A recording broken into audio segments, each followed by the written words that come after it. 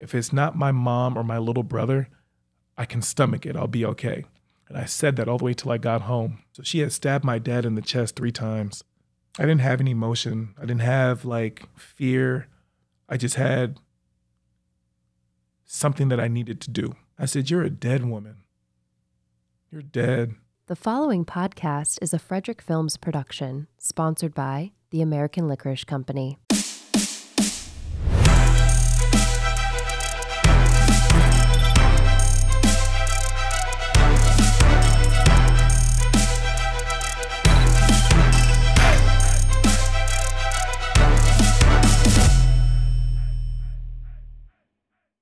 Hey everybody, I'm your host. My name is Norris Frederick, and I thought it was appropriate for me to introduce myself and give you guys some backstory as to who I am. On the contrary, I'm a son. I'm a brother of 3. I am a professional athlete, a entrepreneur. I guess some people may say a social media influencer, but I would like to say an all-around good guy. I grew up here in Seattle, Washington, born and raised.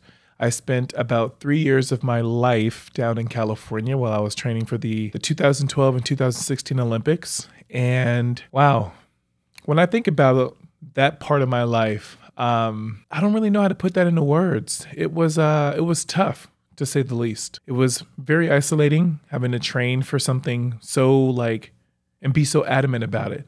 Long days, long nights. There was a lot of finding out who I was as an individual during that period of my life.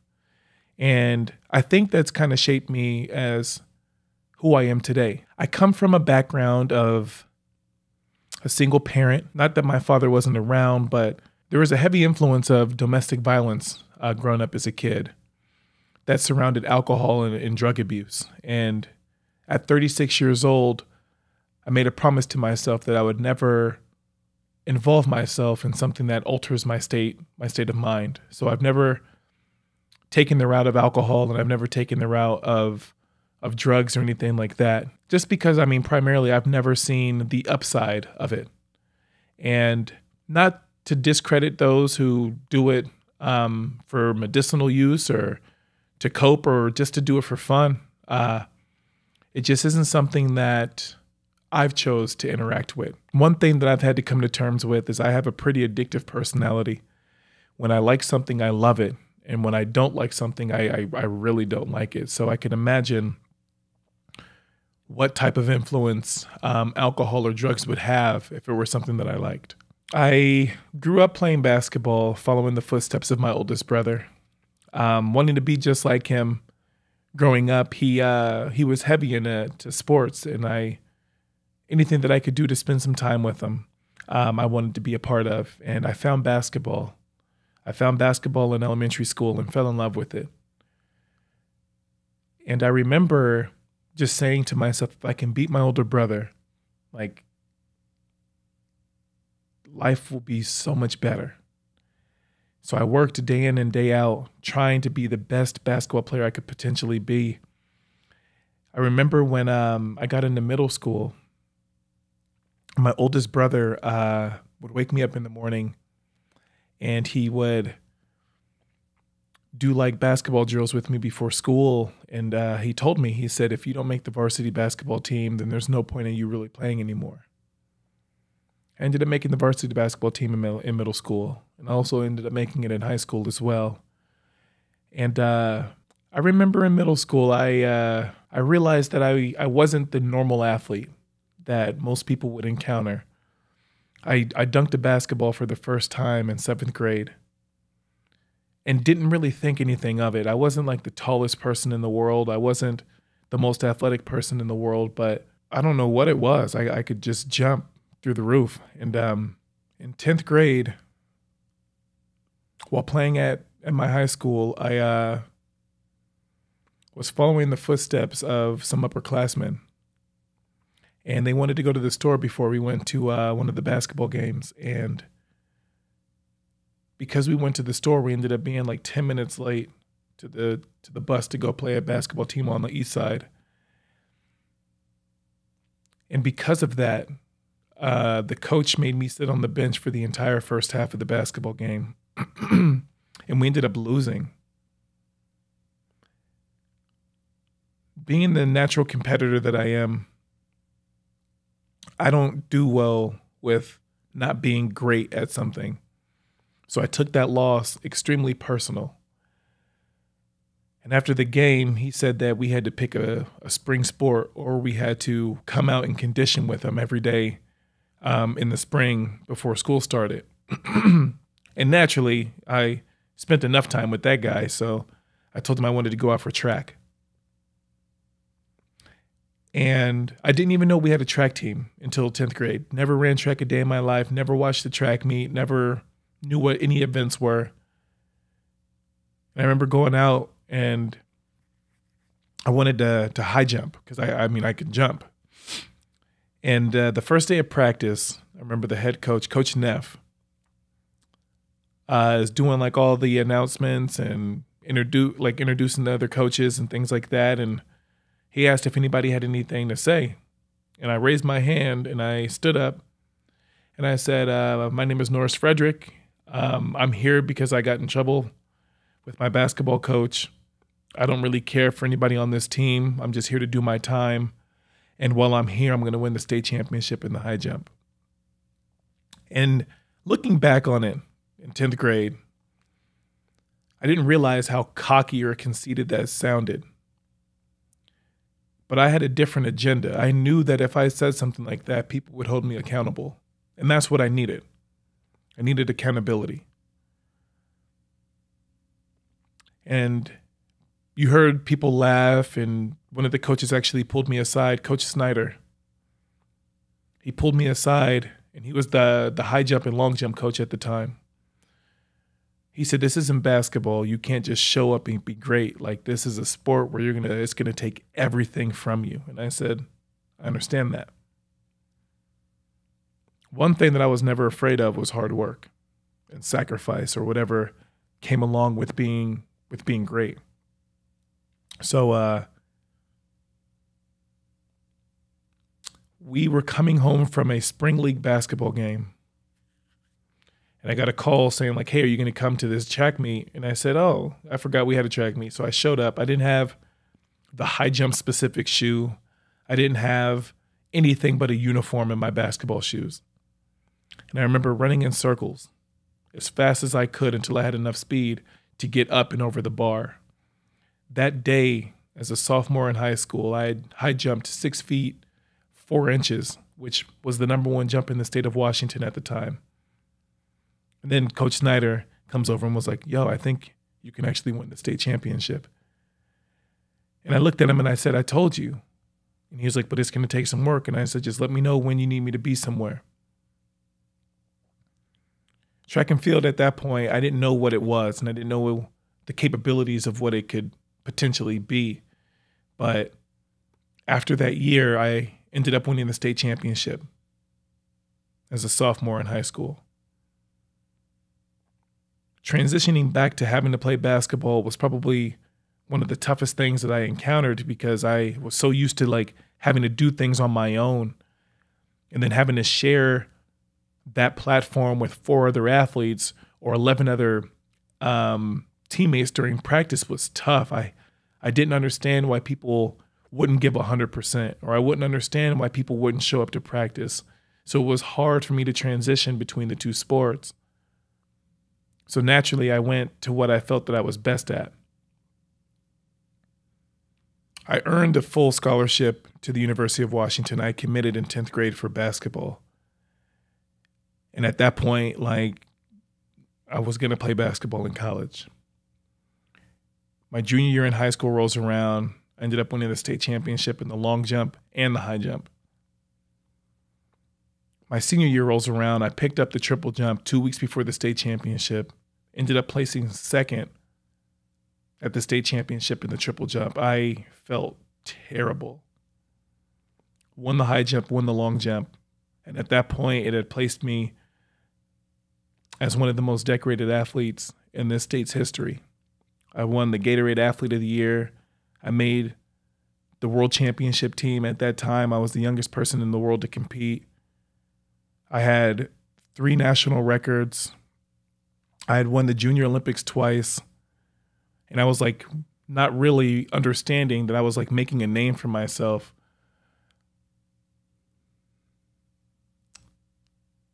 And I guess the reason why I said that it meant something different to me and that this sport meant something so much more than just what it represented is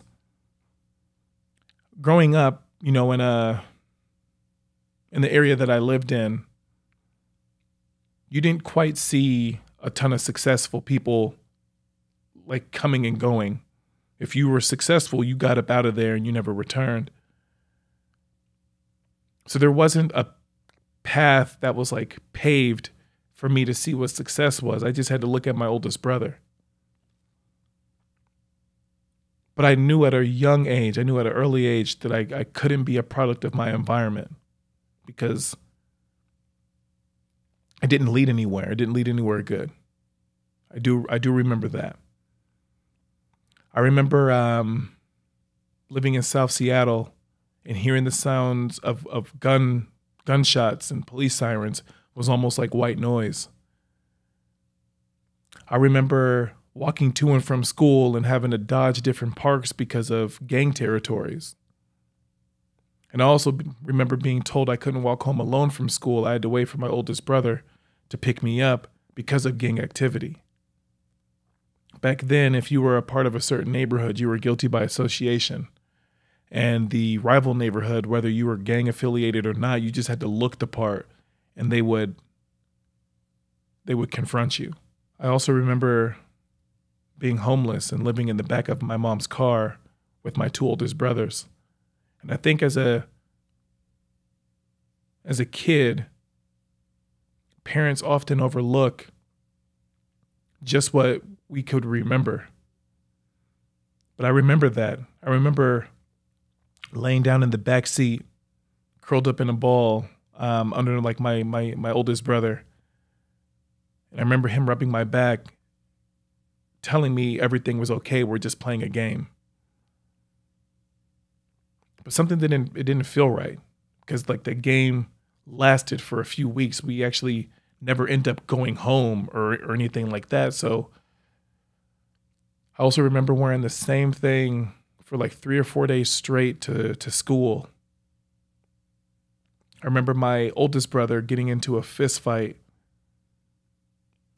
because he had pulled a jacket out of the lost and found because we didn't have any clothes. We didn't have any other clothes. So he pulled a jacket out of the lost and found. And I remember one of the school bullies walked up to him and made fun of him in front of everybody. And then my brother ended up getting suspended because he fought him. And on the way home, my oldest brother cried and said, "I will never feel like this again." We ended up getting government housing where when we moved into this house, it was in the area called Ballard here in Seattle. I remember moving in and we had a can of baked beans, a can opener, a pillow cushion, and a sheet. And I remember sitting in the living room on top of the pillow cushion and had the sheet wrapped around me, thinking like we've made it, like we got our own house now. I remember my mom opening the can of baked beans and she would go around to her three kids and feed them with a spoon, and then she would take a bite, and then that's how that order would go. I remember my dad showing up and seeing how it was that we were living and was just like destroyed. My dad had a terrible problem with alcohol. Like a terrible problem with alcohol. But one thing that he didn't like was to see his family struggle. I remember him running down to the store and stealing a bunch of food and then running back home and giving it to us. And you can hear police sirens following his entry into our house. And he ended up going to jail for theft. but he took that on the chin because he knew it was for the better of his family. I think what happens with young kids is they're so easy and able to adapt to their surroundings that they don't see a struggle. They don't see how their life is different than anybody because they only know what they know. It wasn't until 5th grade where I actually had a friend that wasn't black. It was a white kid. It wasn't until 9th grade until I realized domestic violence wasn't in everybody's household. In 5th grade, we had moved from South Seattle to North Seattle, and I went from being one of 15 black kids in the classroom to being one of 5 black kids in an entire school. And it was the first time in my life that I was ever called the N-word by a kid named Matt Clark. These are like moments of my life that like I'll never forget. I remember during Black History Month sitting down in a classroom, and the teacher was Caucasian, and she just put a movie on called Roots. And Roots is like a staple in the black community. You grow up as a kid and you watch that movie to find out where your roots are and things like that. And it's not a movie that I would ever choose to watch on my own. And during Black History Month, she started to watch this movie, and the movie was going to take a week to finish. So I go up and I say, listen, this movie makes me really aggressive towards white people. Can I go sit outside or sit in in-house suspension? And she said, no, you need to watch this movie. It's good for you. And I said, I've seen this movie. It's not good for me. And she told me to go sit down and watch the movie. So I did. One thing I do remember is when recess came around. Again, I'm one of 5 black kids in this entire school. And there was 2 different lunches because there were so many kids in the school, I guess. I'm at recess. I pick up a basketball out of the basketball carrier or the ball carrier. And I hear, there he is, let's go get him. And I turn around and there's a bunch of kids chasing me. And I'm like, what the hell is going on? So I drop the ball and I start running. And I'm running because they're chasing me. I'm not running for any other reason. And when they grabbed me, they were like, we got him. We got the slave. We got the slave. And I stopped and I looked. And I said, what did you say? And he's like, well, we're playing Catch the Slave. It's Black History Month. And I got suspended for 5 days. And nothing happened to the other kids. And I'm walking home and I'm crying because I'm afraid that my mom's going to take a belt to me. And I try to explain to her what was going on. And instead of hitting me, we had a conversation. One that I had never had in my entire life. And she told me, we don't live in the same world with the people you go to school with. There are things that they can do and things that they have in life that you'll never, ever, ever have access to. And I didn't quite understand what that meant. It wasn't that I was welcoming to white people because I didn't know how to be around them. I had never had to be around that many white people in my life. But it wasn't that I was like cold to them. I knew what they could do to me before I knew who they were. And I hope that makes sense.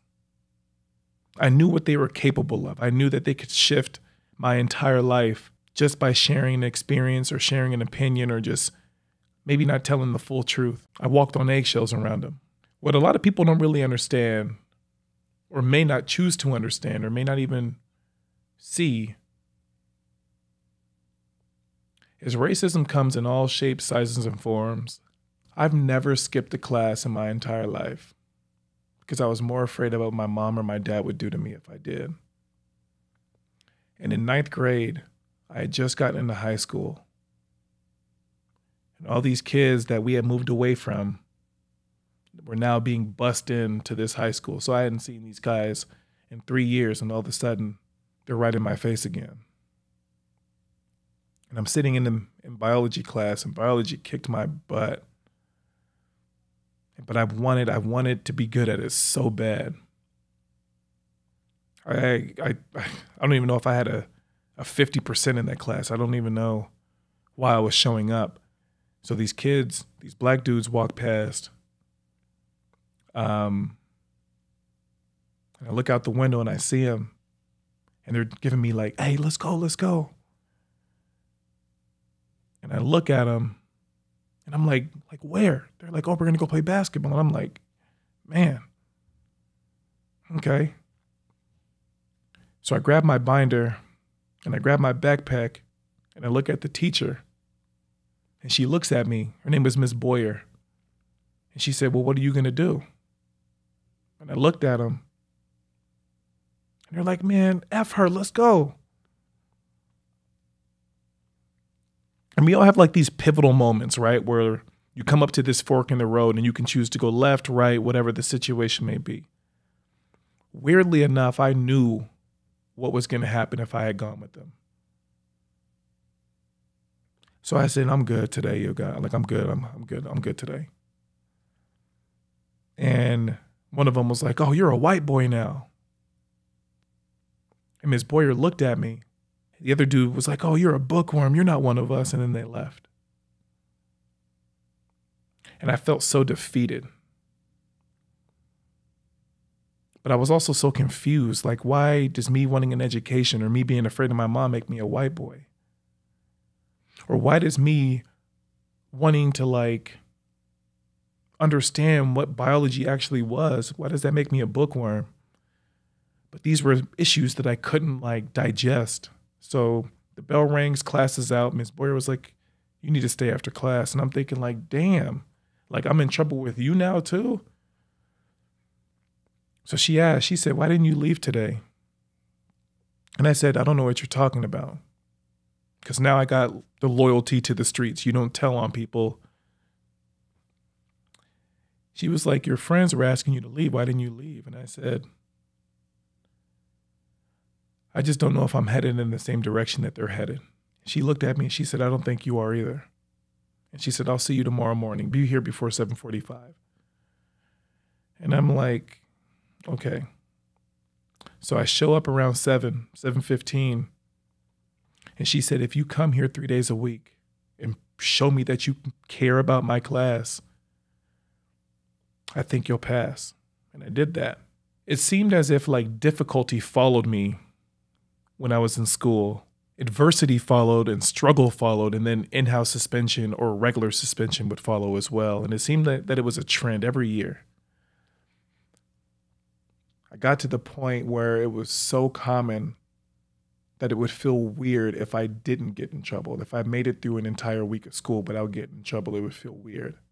I would love to say that sports has changed me or saved me, but I don't know if that was the case. I think it may have distracted me from other potentially harmful opportunities that may have come my way. So those same two kids that I was telling you about, the ones that wanted me to leave the class, one is in prison for the next 17 years for armed robbery, and the other one died in a drive-by shooting. I wasn't anything but one situation or one decision away from maybe being in that car. Either of them, honestly. I think it just got to the point where I was so sick and tired of being called a loser or being put in behavioral classes or not making it to the end of a school day or walking through the hallways in in-house suspension with my hands behind my back in a single file line. Or maybe it was when my 5th grade teacher told me that if I'm not behind bars before the age of 17, that I'm going to be dead. Or maybe it was just because one day I looked in the mirror and decided that there was more to my life than all this heartbreak. It seemed, growing up as a kid, that my father was in and out of jail or in and out of prison. My uncle was in and out of prison. Any like male figure that I became close with would always leave. And I didn't really understand why that was. So I began to like callous myself when these men would come in my life. I would think to myself, this is only temporary. Don't get attached, because at the end of the day, they're going to let you down. my senior year in high school, I had just done something that no one in the state of Washington had done. And the Seattle Times wrote this huge article. And I believe I was like the front cover of the actual Seattle Times, the front cover of the sports section. Then I also had a centerfold. It was crazy. And that was a Saturday that I had come home from the state championships with all my medals, all my accolades, and my body's hurt and I'm sore. I remember just going home and going to sleep. Sunday morning, it's like 6 o'clock in the morning. And I could feel the vibration of music being blasted. I'm like, what is going on? So I look out the front window. My dad had driven his truck onto our front lawn and was just blaring music early in the morning. My little brother at the time, I'm the man of the house technically because all my brothers had left, gone to college, and went on with their life.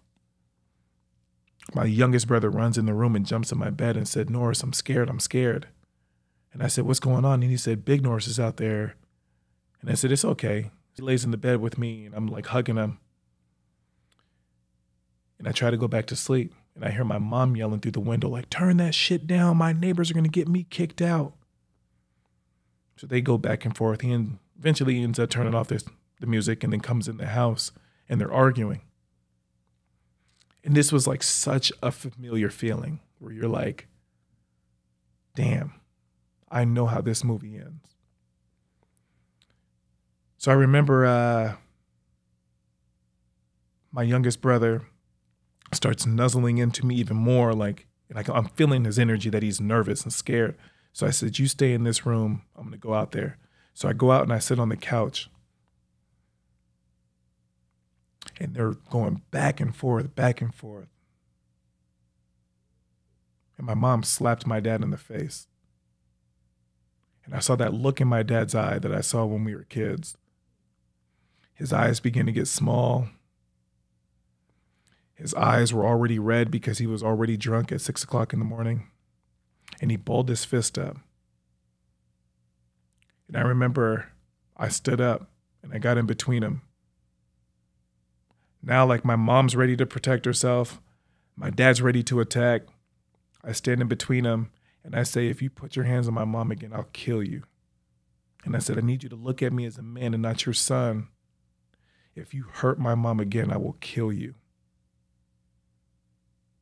And he looked me dead in the face and he started to cry. And I remember like my heart stopped. Everything around me slowed down. I had never in my life stood up to what I painted a bully to be. I had never in my life stood up to somebody like this. And I was terrified. And I said, I made history last night. And I went in my room and I got the newspaper and I threw it at him. And he picked up the newspaper and he went to his truck and he read it. And I believe that I said that he was my biggest role model. And I think that's what, excuse my language, I believe that's what fucked him up. So he came back in the house and my mom made him like a place to lay down to kind of like sleep off whatever he was going through. And I remember him just holding his head, crying, saying how he wasn't a good dad. And it wasn't that he wasn't a good dad. He just had an illness that he couldn't beat, being the alcohol. And I remember I laid down with him and we had everybody in the whole house had fallen back to sleep. And he woke up sober. And my mom made us breakfast and we just went on about our day as if nothing happened. But I knew at that time in my life that he saw me as a man and not his son. And he saw me as a man and not a little boy.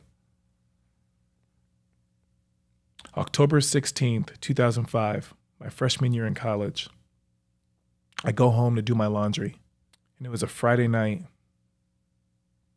Again, I didn't party, didn't drink, didn't smoke. Just wanted to get some clean clothes. and be around my mom. And the phone rings. It's like 10:30 at night. And I pick it up and my dad's drunk out of his mind and he's just yelling at me, cussing me out. And I'm like, I didn't even do anything. I don't even like live here anymore. So I hang up and he calls back and he's even more upset. And I said, look, if you're going to choose alcohol over me, there's no reason for you to talk to me anymore. And I hung up again. My mom was like, who was that? I said, it was my dad. Don't even worry about it. You can go back to sleep. I'm almost done.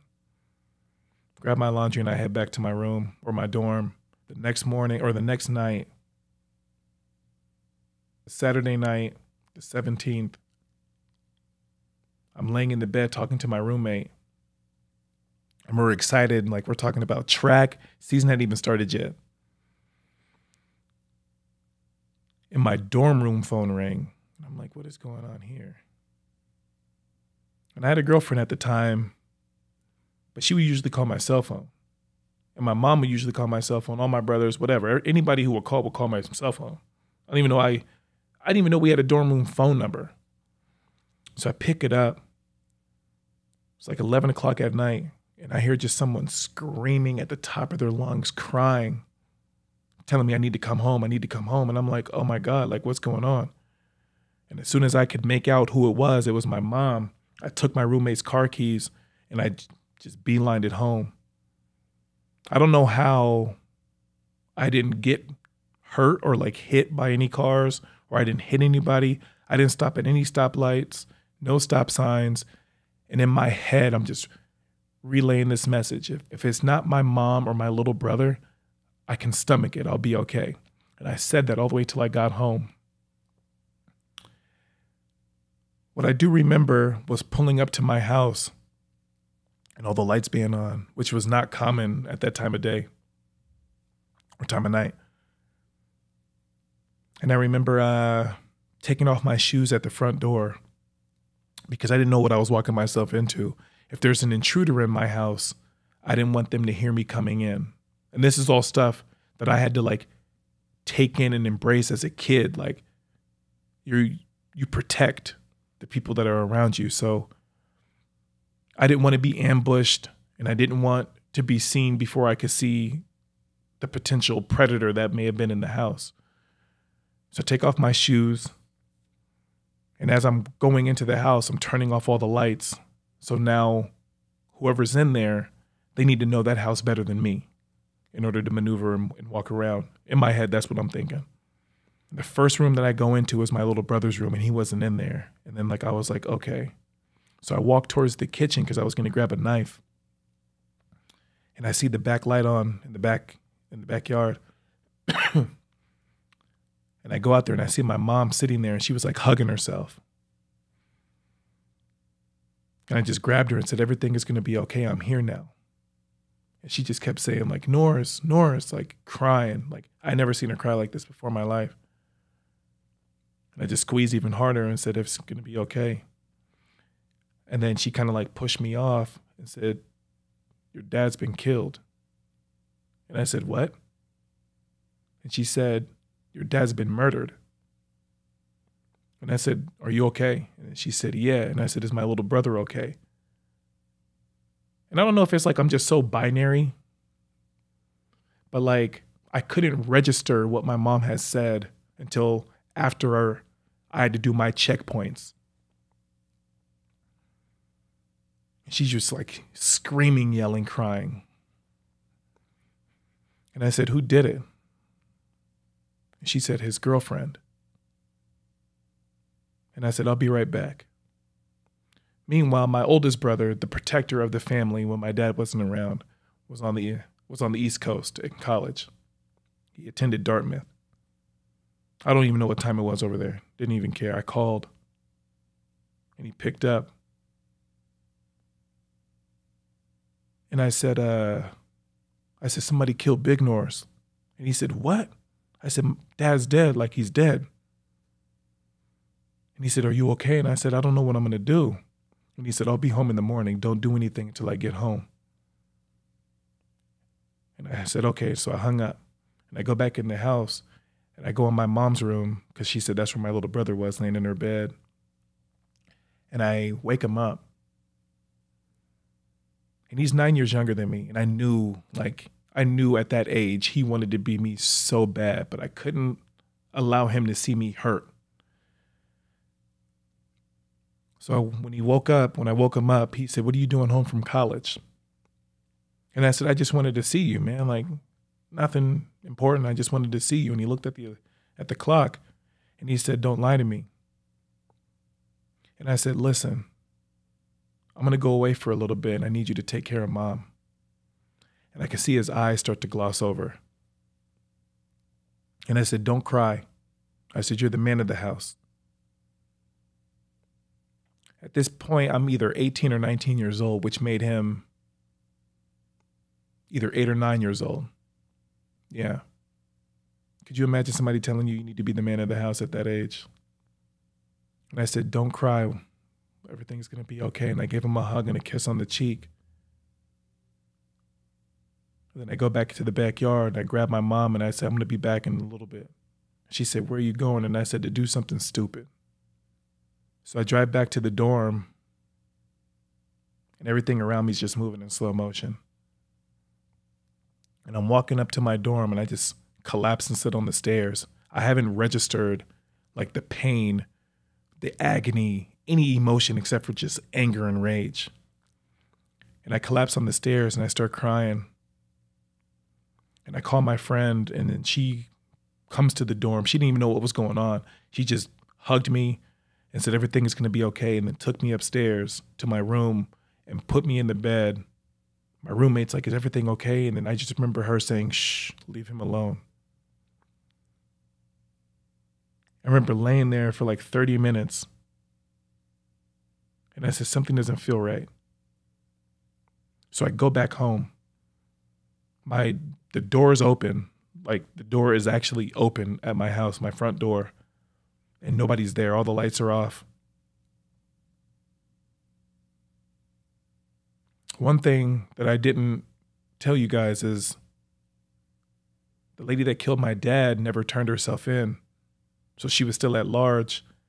And I'm thinking like, she's going to come after the rest of my family. So when I got home, I was prepared to do whatever I needed to do. They say you never really know what you're capable of until you're put in a situation where you need to protect either the people you care about or yourself. And I was ready to do whatever it took, especially since you took my dad's life. I'm sitting there and then the phone rings and my mom's like, "I've identified the body. It is your dad. I'm so sorry." And she's crying. I remember just hanging the phone up.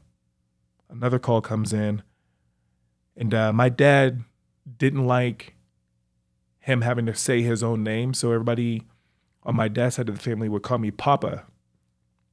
So this person on the phone is like, Papa, I'm so sorry. I didn't mean to hurt him." And I just laughed. And she said, "Can you hear me?" And I was like, "Yeah, I can hear you." And she was like, "Are you mad?" And I said, "No." I said, "You're a dead woman. You're dead." And when she called, I had caller ID, so I knew exactly where she was. And she hung up and then called back from a blocked number and was like, "I'm going to go turn myself in. Like, I'm so sorry. Like, we got into a fight and I picked up something and then I kept hitting him." So she had stabbed my dad in the chest 3 times. I didn't have any emotion. I didn't have like fear.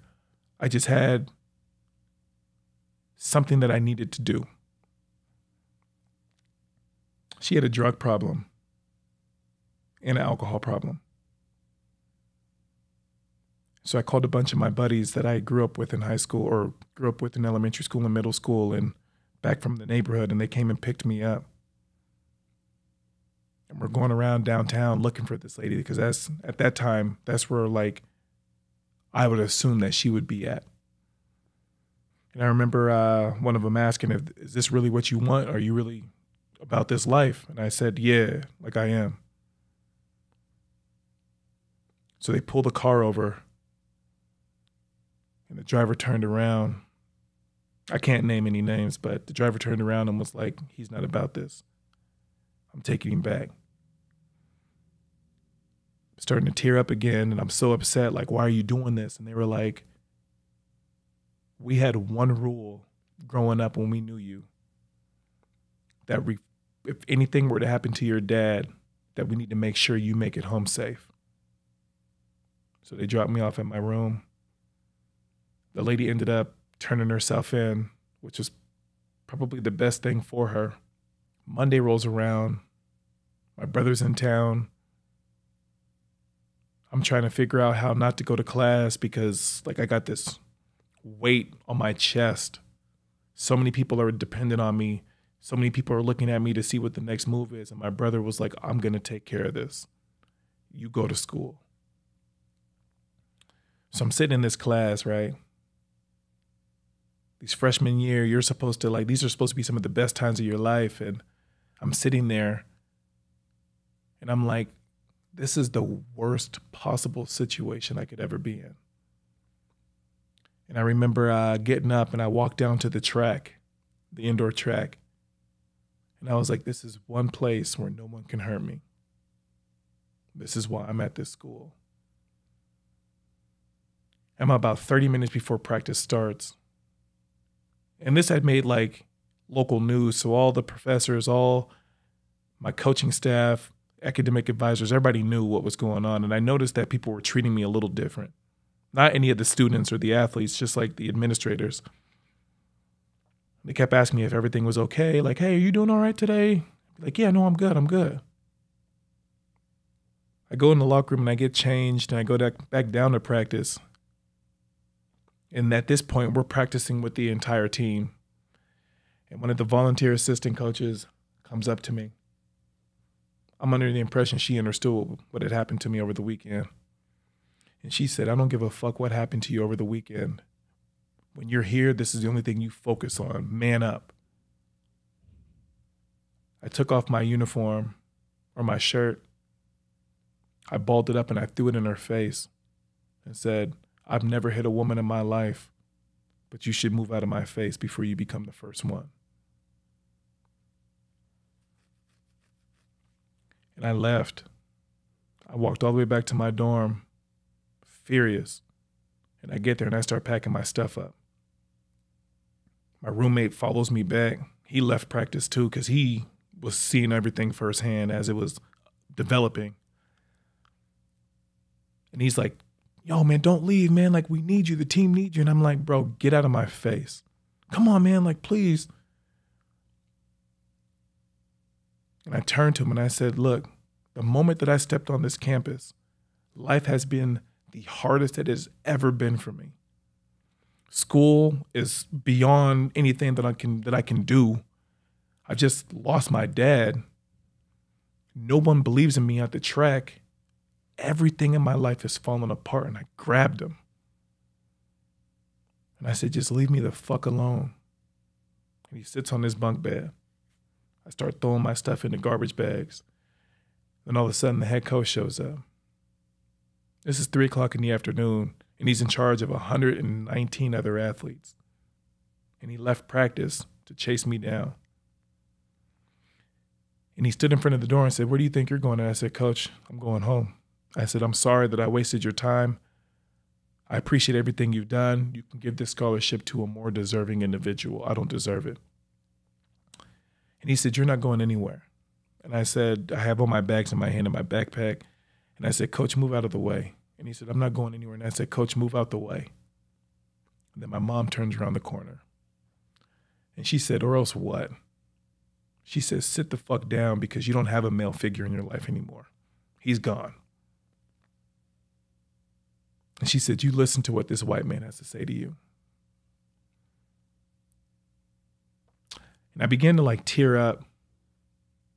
And the coach told me, he said, I can't replace or give you back something that you've lost. But one thing that you will get with me is consistency.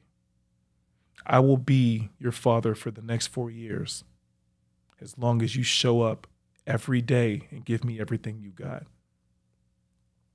And I looked at him and I said, do you understand what you just said to me? And he said, yeah. And I will pay out of my own pocket for you to graduate from here. If it takes 6 or 7 years, you will get a degree from the University of Washington. And that's when he told me, he said, you will never be a product of your environment, but only a product of your potential.